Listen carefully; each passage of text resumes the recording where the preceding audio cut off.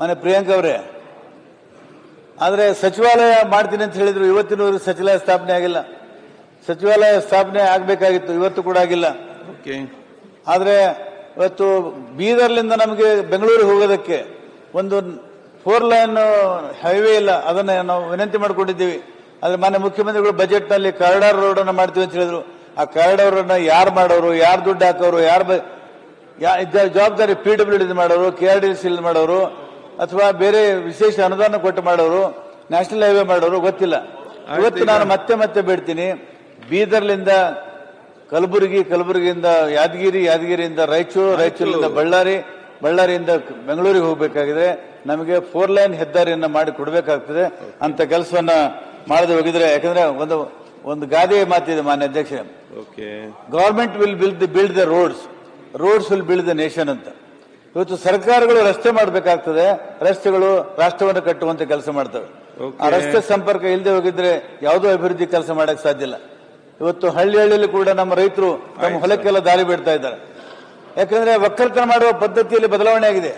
ಮೊದಲು ಎತ್ತಿನ ಬಂಡಿ ಕಟ್ಕೊಂಡು ಹೋಗ್ತಾ ಇದ್ದೀವಿ, ನಡ್ಕೊಂಡು ಹೋಗ್ತಾ ಇದ್ದೀವಿ, ದನಗಳ ಎತ್ತುಗಳನ್ನು ತಗೊಂಡು ಹೋಗ್ತಾ ಇದ್ದೀವಿ. ಇವತ್ತು ಲೇಬರ್ಗಳನ್ನು ಕೂಡ ಅವ್ರ ಮನೆಯಿಂದ ಟೆಂಪೋಗಳಲ್ಲಿ ತಗೊಂಡು ಹೊಲಕ್ಕೆ ಹೋಗಬೇಕಾಗಿದೆ.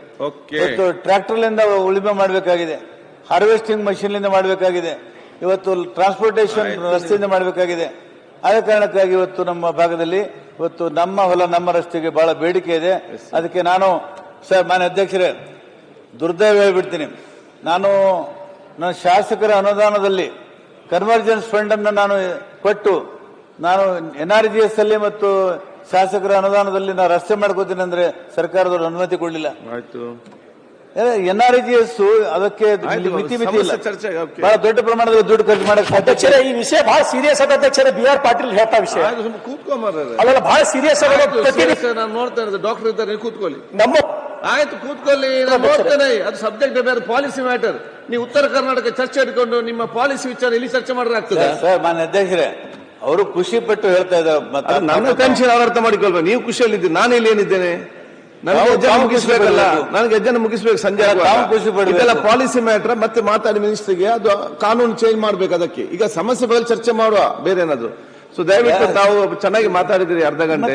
ನಾವೇನು ಇಲ್ಲಿ ಸಮಸ್ಯೆ ಬಿಟ್ಟು ಮತ್ತೇನ್ ಮಾಡ್ತಾ ಇದ್ದೀವಿ? ಆಯ್ತು ಮುಗಿಸೊಮ್ಮೆ ಇದರಲ್ಲಿ. ಇಲ್ಲ ಈ ತರ ಆದ್ರೆ ನಮಗೆ ಭಾರಿ ಕಷ್ಟ. ಆಯ್ತು ಈಗ ಮಾತಾಡಿದ್ರಲ್ಲ. ಸರಿ.